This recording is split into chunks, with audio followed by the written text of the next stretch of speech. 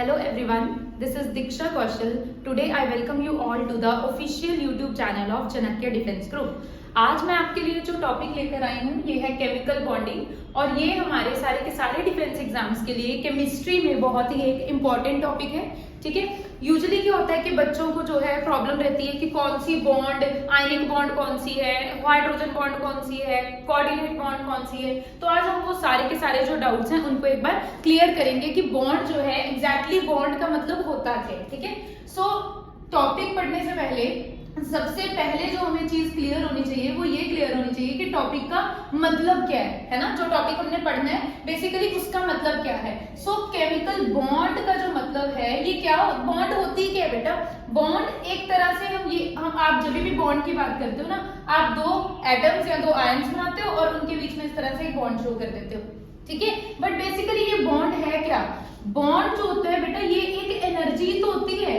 This is basically an energy that helps to bind two particles, two ions or two atoms together in a chemical species. ठीक है, अगर bond की बात करें तो ये एक ऐसी एनर्जी है जो क्या कर रही है, दो पार्टिकल्स को, चाहे वो दो आयंस हैं या वो दो हमारे हम कह लेंगे एटम्स हैं या फिर वो किसी भी तरह की कोई केमिकल स्पीशीज है, अगर कोई ऐसी एनर्जी है जिन्होंने उन दो पार्टिकल्स को बांध कर रखा है या वो अट्रैक्ट कर रही है या वो रिपेल कर रही है, इस तरह से जो ये जो एनर्जी रहेगी हमारी उसी को हम क्या बोलेंगे, केमिकल बॉन्ड। ठीक है, दो केमिकल बॉन्ड को अगर हम डिफाइन करें तो हम इसको डिफाइन इस तरीके से करेंगे that a bond is a energy which holds,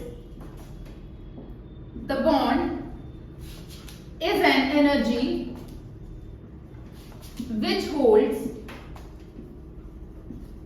various constituent particles। क्योंकि वो constituent particle कोई भी हो सकता है, वो कोई एटम हो सकता है, वो कोई आयन भी हो सकता है। ठीक है, तो it is constituent particles, that is whether an atom or an ion together in a chemical species।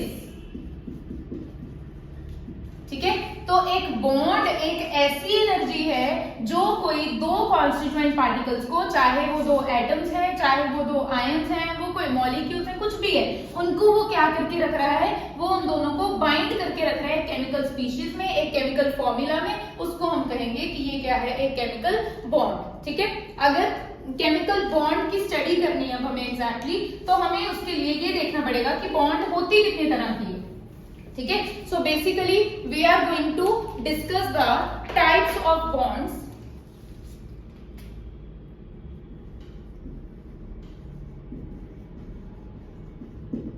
अगर हम टाइप्स ऑफ बॉन्ड्स की बात करें तो सबसे पहले जो हमारे पास मेजर बॉन्ड है that is a ionic bond. ठीक है, सबसे पहले जो हमारे पास मेजर बॉन्ड की टाइप है that is ionic bond. Ionic bond के अलावा जो हमारे पास अनदर बॉन्ड है दैट इज कोवेलेंट बॉन्ड, और जो थर्ड टाइप ऑफ बॉन्ड है हमारे पास दैट इज कोऑर्डिनेट बॉन्ड, जिसको हम लोग डेटिव बॉन्ड भी कहते हैं। ठीक है, अगर हम टाइप्स की बात करें तो there are three types of bond we having, that is ionic bond, second one is covalent bond and third one is dative bond. तीन तरह की इंपॉर्टेंट बॉन्ड्स जो है वो हमारे पास होती है। इसके अलावा हमारे पास कुछ वीक बॉन्ड्स भी होती है जिनको हम अलग से स्टडी करेंगे। First one is hydrogen bond, ठीक है, और सेकंड वन इज जिसको आप बॉन्ड भी नहीं बोलते, जिसको आप वैन डर वाल्स फोर्सेस बोलते हो। फोर्सेस क्यों बोलते हैं इसको, बेसिकली वैन डर वाल्स जो है ये भी तो एक तरह से बॉन्ड ही है, बट आप इसको फोर्सेस क्यों बोलते हो, क्यों, क्योंकि हमने अभी बताया कि वैन डर वाल्स जो भी केमिकल बॉन्ड बनती है ना वो होती क्या है, वो होती है एनर्जी है।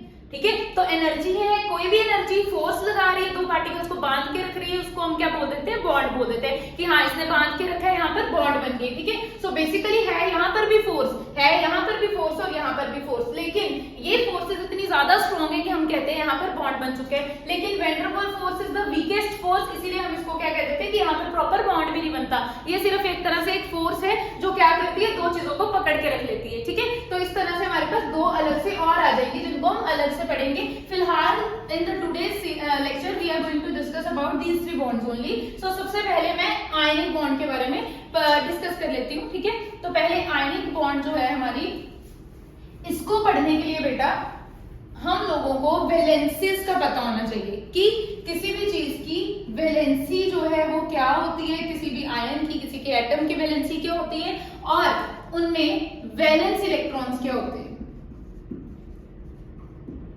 मैक्सिमम ना बच्चों में यही कंफ्यूजन रहता है कि वैलेंसी और वैलेंस इलेक्ट्रॉन ये दोनों टर्म सेम है, बट ये दोनों टर्म्स बिल्कुल भी सेम नहीं है, ठीक है। हाँ, कुछ कुछ एटम के लिए ये टर्म सेम हो सकती है, बट किसी किसी एटम के लिए ये टर्म सेम नहीं है, ठीक है। सबसे पहले हम वैलेंस इलेक्ट्रॉन्स के बारे में पढ़ते हैं। वैलेंस इलेक्ट्रॉन क्या है? अगर मैं वैलेंस इलेक्ट्रॉन की बात करूं तो इसकी एक सिंपल सी सिंपलेस्ट डेफिनेशन जो होगी वो क्या होगी? It is the electrons, we can say it is the electrons present in outermost shell, ठीक है। वैलेंस इलेक्ट्रॉन्स जो हैं ये वो इलेक्ट्रॉन्स हैं जो आउटरमोस्ट शेल में किसी भी एटम के बाहर वाले, सबसे बाहर वाले शेल के बीच में प्रेजेंट होते हैं। उनको हम क्या बोलेंगे? उनको हम बोलेंगे वैलेंस इलेक्ट्रॉन्स, ठीक है। अब देखो बेटा, अगर मैं किसी एक एग्जांपल लेती हूँ किसी एक एलिमेंट का, फॉर एग्जांपल मैंने सोडियम का एग्जांपल ले लिया एक बार, ठीक है। तो सोडियम को अगर हम कंसीडर करें, as we all know, general knowledge that sodium जो है इसका एटॉमिक नंबर जो है वो क्या होगा? 11। केमिस्ट्री पढ़ रहे हैं तो atomic number, atomic masses, shells कितने हैं, क्या डिविजन्स है, वो आपको थोड़ा बहुत पता होना चाहिए, ठीक है। तो जो हमारे पास सोडियम है, सोडियम के एटॉमिक नंबर है 11 given in the periodic table. अगर मैं इसको शेल्स में डिवाइड करूं तो शेल्स में हम कैसे डिवाइड करते हैं? पहले में 2, मैक्सिमम इलेक्ट्रॉन्स जो एक शेल में आ सकते हैं फर्स्ट शेल में, के में वो 2 होते हैं, नेक्स्ट में 1, ठीक है। तो ये सीरीज हमें फॉलो करनी है। तो फर्स्ट वाले में कितने आ सकते हैं?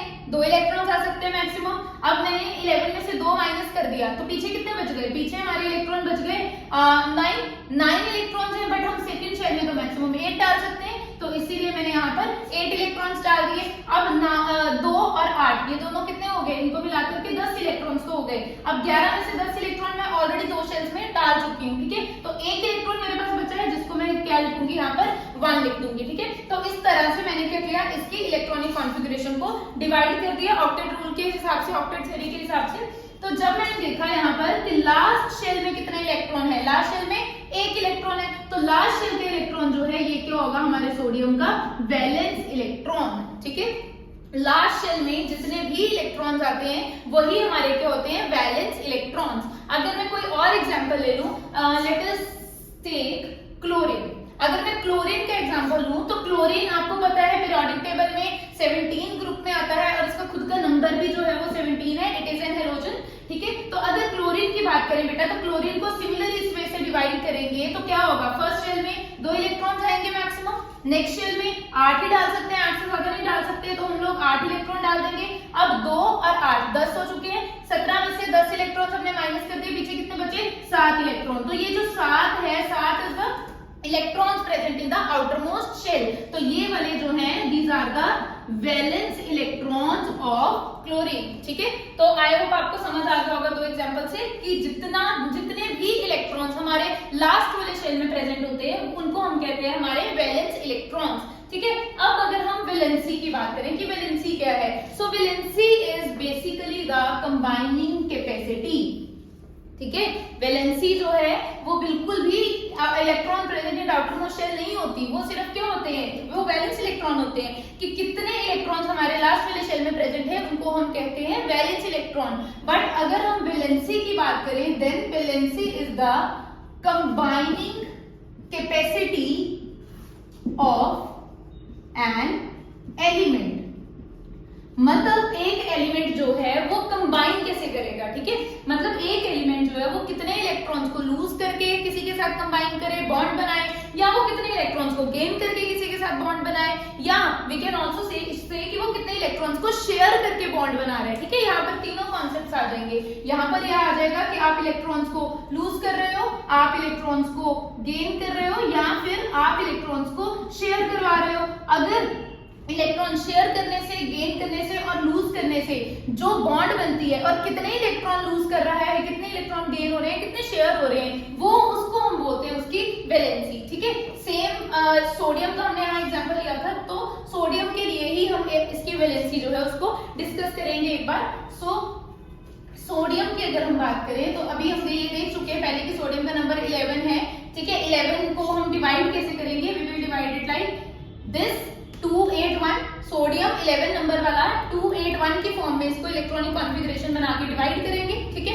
अब बेटा आपने अगर ऑक्टेट रूल, केमिकल बॉन्ड पढ़ रहे हैं तो ऑक्टेट रूल तो आपने पक्का सुना ही होगा कि ऑक्टेट रूल जो है ये क्या कहता है। ऑक्टेट रूल कहता है कि कोई भी एलिमेंट अगर अपने आप को स्टेबलाइज करना चाहता है, अगर अपनी नोबल गैसेस की इलेक्ट्रॉनिक कॉन्फ़िगरेशन को लेना चाहता है, तो आपको पता है नोबल गैसेस के बीच में लास्ट शेल में कितने इलेक्ट्रॉन्स होते हैं? लास्ट शेल में 8 इलेक्ट्रॉन्स होते हैं। इन 8 इलेक्ट्रॉन के कारण ना तो उनको इलेक्ट्रॉन्स को लेने की जरूरत पड़ रही है, ऊपर शायद दिखा नहीं होगा, नीचे लिख देती हूँ यहाँ पर।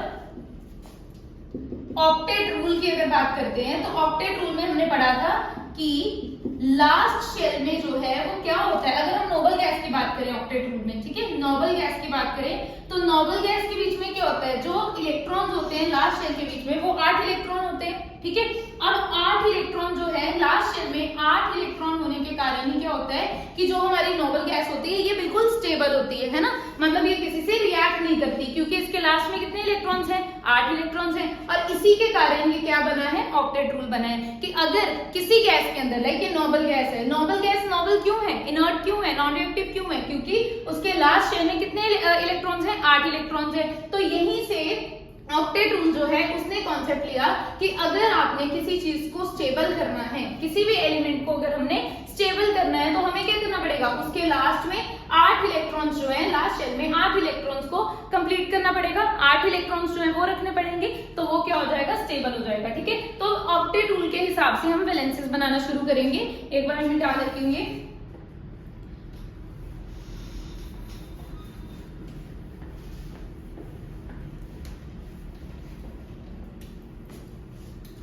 चलो सोडियम के लिए दोबारा स्टार्ट करते हैं। सोडियम के लिए सेम कहानी दोबारा। पहले हमने क्या पढ़ा था कि सोडियम जो है वो 11 नंबर पे होता है, इसका एटॉमिक नंबर 11 है, और अगर इसको हमने डिवाइड करा इलेक्ट्रॉनिक कॉन्फ़िगरेशन में, शेल्स में, तो क्या आ जाएगा? पहले शेल में 2 इलेक्ट्रॉन, नेक्स्ट शेल में 8 इलेक्ट्रॉन और लास्ट शेल में 1 इलेक्ट्रॉन, ठीक है। बट अभी हमने क्या डिस्कस करा है? ऑक्टेट रूल डिस्कस करा है। तो ऑक्टेट रूल क्या कहता है कि लास्ट शेल के अंदर अगर किसी में 8 इलेक्ट्रॉन्स जो हैं वो आ जाते हैं, तो वो क्या हो जाएगा? वो स्टेबिलिटी गेन कर लेगा, मतलब वो किसी से रिएक्ट वगैरह नहीं करेगा, वो स्टेबल हो जाएगा, ठीक है। अब सोडियम के लास्ट शेल में 1 इलेक्ट्रॉन है, बट हमें क्या करना है? हमें इसके लास्ट शेल में 8 इलेक्ट्रॉन बनाने हैं। या तो इसको मैं 7 इलेक्ट्रॉन्स दे दूं, ठीक है, या तो मैं इसमें 7 इलेक्ट्रॉन्स को ऐड कर दूं, किसी और एलिमेंट से मैं इसमें 7 इलेक्ट्रॉन्स को ऐड करवा दूं, या मैं क्या करूं? ये 1 इलेक्ट्रॉन को क्या कर दूं? माइनस करवा दूं, है ना। तो फिर क्या होगा? ये माइनस होके पीछे शिफ्ट हो जाएगा, ठीक है। अब 7 इलेक्ट्रॉन कौन देगा? कोई भी ऐसा एलिमेंट नहीं है पीरियोडिक टेबल में जो अपने साथ के साथ इलेक्ट्रॉन्स को लूज कर दे, किसी और को दे दे। तो मतलब ये वाला केस तो बिल्कुल भी पॉसिबल नहीं हो सकता। तो सोडियम के पास एक ही केस बचा है कि वो क्या कर दे, वो अपना 1 इलेक्ट्रॉन किसी और को लूज कर दे, किसी और को दे दे। तो सोडियम क्या करेगा बेटा? सोडियम जो है वो अपना 1 इलेक्ट्रॉन माइनस कर देगा, ठीक है। माइनस करने के बाद ये क्या करेगा? Na बनाएगा, जिसके बीच में 2 इलेक्ट्रॉन्स होंगे फर्स्ट शेल में, और नेक्स्ट में 8 इलेक्ट्रॉन्स होंगे, क्योंकि 1 इलेक्ट्रॉन तो ये लूज कर चुके हैं ना। अब हम ये वाला 1 नहीं बनाएंगे। अब हमें ये भी पता है कि जो इलेक्ट्रॉन्स को लूज करता है उसके ऊपर कौन सा चार्ज आ जाता है? पॉजिटिव चार्ज आ जाता है, और जो इलेक्ट्रॉन्स को गेन करता है उसके ऊपर कौन सा चार्ज आता है? नेगेटिव चार्ज आ जाता है। अब सोडियम ने इलेक्ट्रॉन को लूज किया है तो इसके ऊपर कौन सा चार्ज आ जाएगा? पॉजिटिव चार्ज आ जाएगा, ठीक है। तो मतलब ये सोडियम का क्या बन चुका है? It is an ion of sodium. और पॉजिटिव आयन जो होता है किसी भी चीज का, उसको आप क्या बोलते हो? केटायन, ठीक है। किसी का भी पॉजिटिव आयन, किसी भी एलिमेंट का पॉजिटिव आयन बन जाता है तो उसको आप केटायन बोलते हो, वेयरएज नेगेटिव आयन को हम क्या बोलते हैं? एनायन बोलते हैं, ठीक है। अब हमने पहले एक क्लोरीन के लिए भी डिस्कस किया था, तो अब हम क्लोरीन को एक बार दोबारा पढ़ लेते हैं कि क्लोरीन जो है वो कैसे करेगा, वो अपनी वैलेंसी कैसे बनाएगा, ठीक है।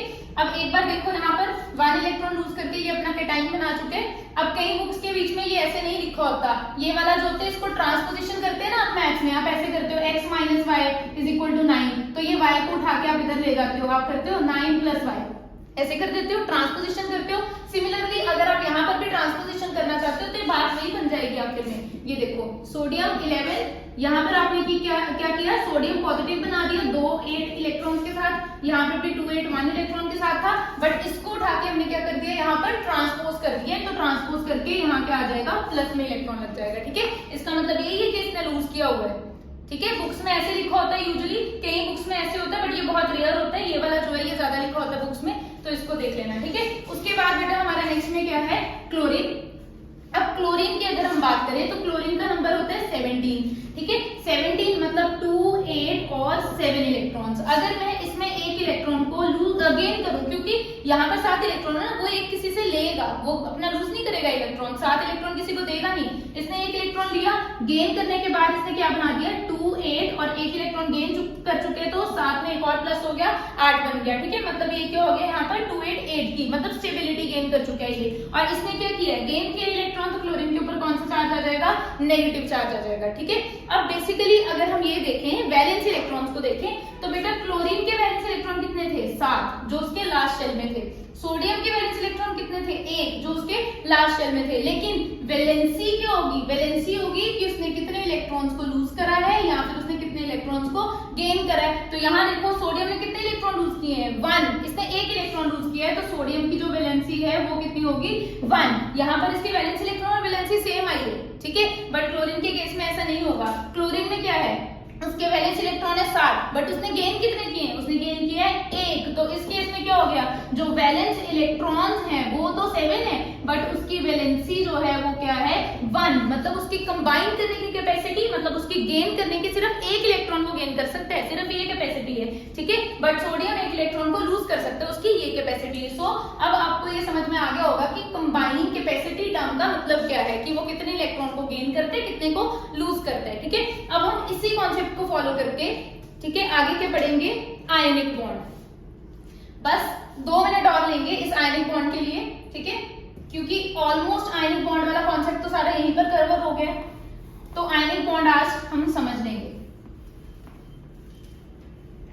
चलिए देखें, अब हमने फर्स्ट वाली बॉन्ड कौन सी पढ़ी थी, आयनिक बॉन्ड। अगर हम वैलेंसीज के, क्योंकि आयनिक बॉन्ड तो पूरी की पूरी वैलेंसीज पे ही बेस्ड है, ठीक है। तो आयनिक बॉन्ड समझ लेते हैं। आपने क्या किया, आपने सोडियम बनाया जिसके बीच में कितने इलेक्ट्रॉन्स थे, 2, 8 और 1। एक साइड पे आपने क्लोरीन बनाया जिसमें इलेक्ट्रॉन थे 2, 8 और 7, ये था, ठीक है। अब सोडियम के लास्ट शेल में कितने इलेक्ट्रॉन है, 1 है। हमें सिर्फ वैलेंस इलेक्ट्रॉन से मतलब है, हम ये पीछे वाले कंप्लीट शेल्स नहीं बनाएंगे, हम सिर्फ वैलेंस इलेक्ट्रॉन को बनाएंगे। तो ये मैंने सोडियम का 1 इलेक्ट्रॉन यहाँ पर बना दिया, क्योंकि ये इसका वैलेंस इलेक्ट्रॉन था। अगर मैं क्लोरीन के वैलेंस इलेक्ट्रॉन देखूं तो कितने हैं, 7 है। तो क्लोरीन के वैलेंस इलेक्ट्रॉन बनाओ, 1, 2, 3, 4, 5, 6 और 7, ठीक है। ये मैंने क्रॉसेस इसलिए शो किए क्योंकि ये क्लोरीन के इलेक्ट्रॉन्स हैं, और ये डॉट इसलिए किया क्योंकि ये सोडियम के, डिफरेंशिएट करने के लिए। अब देखो यहाँ क्या होगा, सोडियम तो अपना 1 इलेक्ट्रॉन लूज करता है ना, सोडियम तो क्या बनाता है, पॉजिटिव चार्ज बनाता है। क्लोरीन गेन करता है तो नेगेटिव चार्ज बनाता है, मतलब कि यहाँ से 1 इलेक्ट्रॉन जो है वो यहाँ पर क्या हो जाएगा,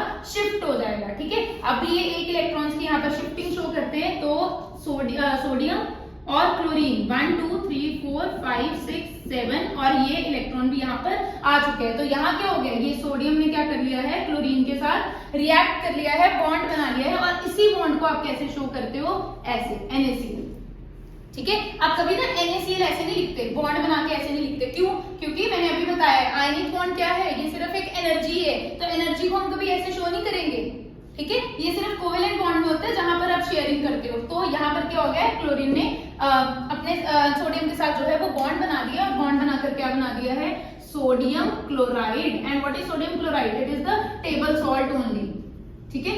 तो ये हमारा सोडियम क्लोराइड है। आपके लिए एक होमवर्क, आप सेकंड खुद ट्राई करिएगा, मैग्नीशियम क्लोराइड, ठीक है। इसका स्ट्रक्चर बनाना आप खुद ट्राई करिएगा, ठीक है। तो आज के लेक्चर में हम लोग सिर्फ आयनिक बॉन्ड के बारे में ही स्टडी करेंगे। नेक्स्ट लेक्चर में हम लोग अपने covalent bonds and dative bonds ये दोनों पढ़ लेंगे, ठीक है। और फिर हम hydrogen and van der Waals forces को भी कवर करेंगे। कोई भी अगर डाउट होगा तो प्लीज कमेंट सेक्शन में आप लोग अपने डाउट्स को लिख दीजिएगा।